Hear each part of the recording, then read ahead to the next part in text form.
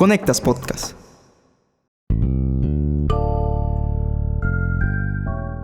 El madrugonazo de las luces naranjas, como lo llamaron los venezolanos, marcó el fin de una era cuando tropas de Estados Unidos capturaron a Nicolás Maduro en Caracas. Pero después no vino la democracia esperada porque Donald Trump dijo que por ahora no habrá elecciones. ¿Es esta la liberación del país o el inicio de un neocolonialismo que mantiene las estructuras de la dictadura? Esta semana en Tenemos que hablar, cayó Maduro, pero por ahora no habrá democracia en Venezuela.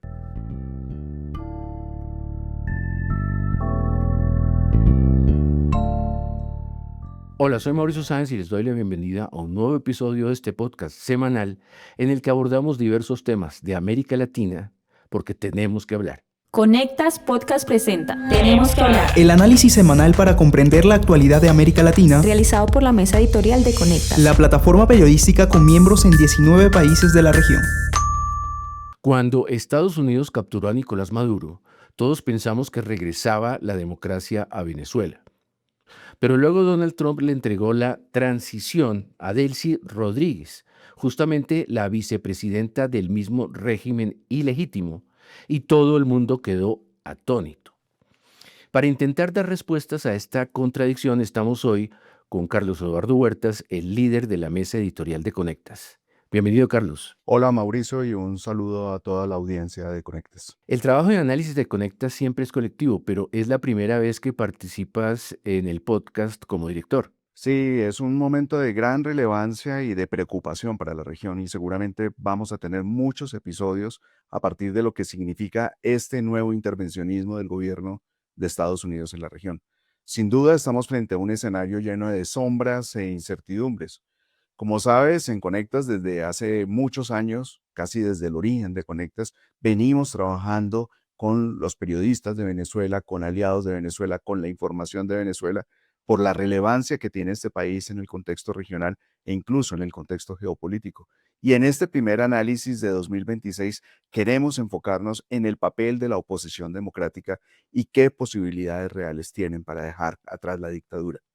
Como mencionas, una de las primeras alarmas, una de las primeras contradicciones evidentes es la continuidad del chavismo en la figura de Delcy Rodríguez, ahora con el aval de Estados Unidos. Incluso María Corina Machado, la líder opositora, en su primera entrevista cuestionó duramente la presencia de Rodríguez al frente de esa supuesta transición. Delcy Rodríguez, como ustedes saben, es una de las principales artífices de la tortura, la persecución, la corrupción y el narcotráfico.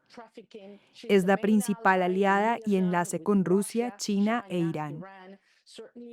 Ciertamente no es una persona en la que puedan confiar los inversionistas internacionales. El problema, Mauricio, es que Trump le dio un portazo a Machado, la descalificó diciéndole ella no tiene el respeto dentro del país, justo cuando acaba de ser galardonada con el Premio Nobel de la Paz por la defensa de la democracia en Venezuela.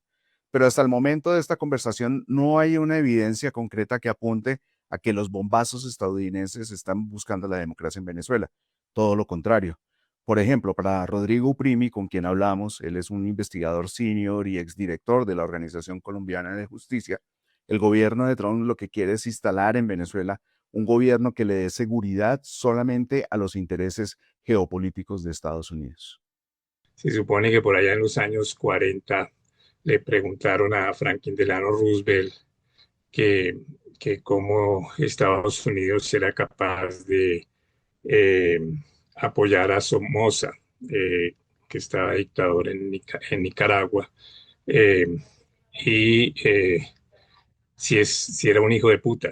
Y lo que respondió, se supone, Franklin Delano Roosevelt es, claro que es un hijo de puta, pero es nuestro hijo de puta. Entonces, ellos lo que quieren es un gobierno estratégicamente alineado con los intereses de Estados Unidos. No es un compromiso con la democracia. Si eso pasa por el fortalecimiento de la democracia, la apoyarán. O sea, si por ejemplo eso permite una democracia, digamos, más sólida con eh, digamos, con relaciones más amigables con Estados Unidos, lo harían, pero si es un régimen autoritario con relaciones más amigables con Estados Unidos, no harían una transición democrática. Bueno, pues realmente el panorama es muy complicado y sobre todo muy incierto, pero ¿qué opciones tiene realmente la oposición democrática en Venezuela en este proceso? Bueno, Mauricio, hay una respuesta larga, optimista, y una respuesta corta, realista. La respuesta larga es que la presencia de la oposición democrática en los medios ayuda, como fue el valioso discurso de Edmundo González Urrutia, que como todos recordarán, fue el que, según las evidencias, ganó las elecciones de julio de 2024, justo las elecciones que Maduro se robó. González puso a los prisioneros políticos como un primer punto innegociable de cualquier transición, y esto le ayudó a activar el respaldo decidido de gobiernos como el de Francia y el de Panamá, que con la expectativa de que esto pueda activar un sistema internacional que le haga contrapeso a Trump. Pero la verdad es que ese sistema internacional que sufrió precisamente después de dos guerras mundiales el siglo pasado y que buscaba garantizar que los poderosos no doblegaran a los débiles, ese sistema está hoy muy socavado. Eso nos deja en la respuesta corta a tu pregunta, y es que ante la imposición de la fuerza de la superpotencia que es hoy Estados Unidos, poco se puede hacer sin ellos. Por supuesto, eso no significa entregarse, y la voz de los demócratas no debería quedar ahogada entre el ruido de los bombazos y la desinformación. Pero Carlos Eduardo, algunos analistas venezolanos sostienen que la figura de Delcy Rodríguez es aparte de la estrategia de Washington y que María Corina tendrá su momento en el proceso. Bueno, eso no está claro. De hecho, Marco Rubio, el secretario de Estado, que en esta historia tiene un gran protagonismo, anunció que están trabajando en tres fases. La primera la llaman estabilización. Dicen que es para evitar caer en el caos y es allí donde tendría valor esta articulación con los lugartenientes del régimen. La segunda la llaman recuperación y está supuestamente enfocada en el crecimiento económico que vendría de la recuperación de la actividad petrolera. Recuerda que Venezuela tiene las mayores reservas probadas de petróleo en el mundo. Y ahí es donde Rubio dice, y abro comillas, se dará el proceso de reconciliación nacional dentro de Venezuela para que las fuerzas de oposición puedan ser amnistiadas y liberadas de las cárceles o devueltas al país y comenzar a reconstruir la sociedad civil. O sea, esto lo menciona solamente hasta la segunda etapa y lo menciona como un escenario posible donde se darán las condiciones. Y después pasa finalmente a una tercera fase que será la transición, pero no da mayores detalles, no da fechas, no da plazos, y esto deja en evidencia una gran improvisación sobre la manera como se está abordando una situación claramente dramática. Sin embargo, los hechos parecen mostrar otra cosa. De hecho, el primer día del nuevo régimen, el día de la posesión de Delcy Rodríguez, las autoridades capturaron a 14 periodistas o detuvieron a 14 periodistas, aunque los liberaron poco después. Y hay de quienes quieran salir a la calle a celebrar la caída de Maduro, porque les pueden caer o las autoridades o las caravanas de las milicias motorizadas que recorren las calles de la ciudad. Y nada de los opositores en términos de su participación en el proceso. Justo eso es lo que demandan los opositores democráticos. El detalle, como acá hemos mencionado, es que estas exigencias legítimas pueden no estar en sintonía con Trump. Víctor Aguilar Pereira, quien es uno de los miembros del equipo de América Latina y del Caribe del International Crisis Group, nos comentó sobre esto. Pero para esto hay que entender que Estados Unidos y la administración Trump no necesariamente ve todo esto de los sucesos en Venezuela, el despliegue militar en el Caribe y incluso la misma captura de Maduro, no necesariamente la ve en los mismos términos que la oposición venezolana.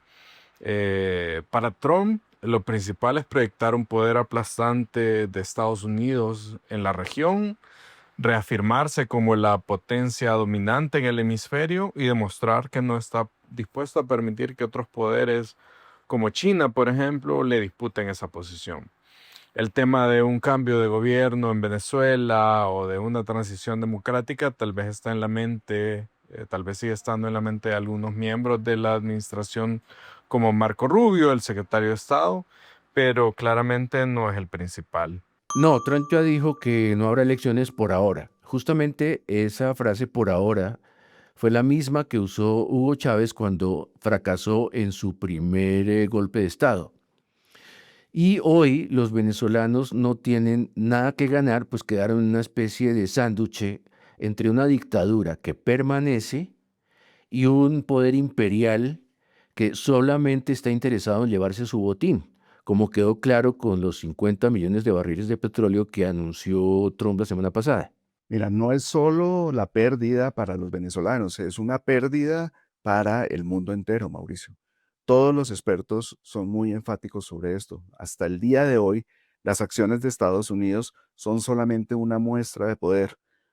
Es una reafirmación de ellos como superpotencia, donde los valores democráticos están claramente en un segundo plano. Recuerda, por ejemplo, las declaraciones del vicepresidente de Estados Unidos, en donde le habla a los estadounidenses y les dice que hay 3 puntos que justifican esta operación militar en Venezuela. Las 2 primeras tienen que ver con los recursos de Venezuela y la tercera dice, abro comillas, es la excelencia militar estadounidense lo que hace que la gente tema contradecirnos en el futuro.